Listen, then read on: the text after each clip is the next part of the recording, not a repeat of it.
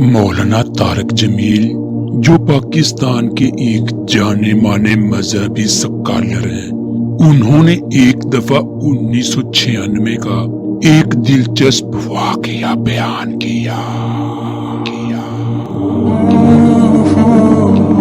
जो मशहूर अदाकारा रंगीला से मुताल्लिक था।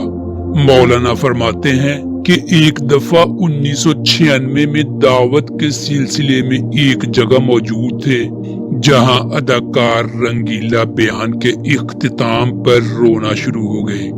वजह दरियाफ्त करने पर उन्होंने अपनी एक आप बीती सुनाई। उसके साथ ही उन्होंने 3 दिन दावत के लिए वक्फ करने की भी हामी भर ली। मौलाना तारक जमील ने कहा कि मुझे अदाकारा रंगीला ने एक वाकया सुनाया कि हमें नेपाल में फिल्म की शूटिंग के लिए जाने का इत्तेफाक हुआ। वहाँ एक बहुत बड़ा मंदिर था। उस मंदिर में सिवाय हिंदुओं के किसी और को जाने की इजाजत नहीं थी, ना ही कोई मुसलमान, सिख, ईसाई और यहूदी उसमें जा सकता था। मेरे दिल में इश्तियाक हुआ कि मैं किसी तरह उसे अंदर से देखूं। मैंने अपने मेकअप आर्टिस्ट को कहा कि मुझे पंडित का मेकअप किया जाए।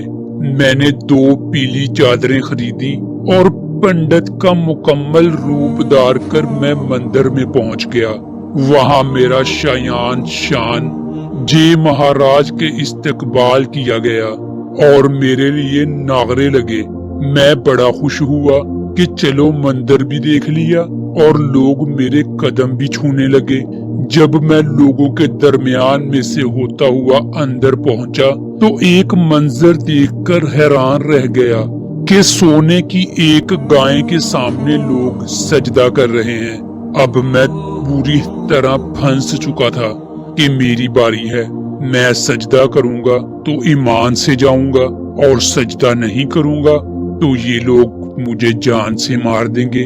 इसी असना में मैंने दिल में अल्लाह ताला से कहा कि या अल्लाह, गवाह रहना कि मैं ये सजदा सोने की गाय को नहीं कर रहा बल्कि तुझे कर रहा।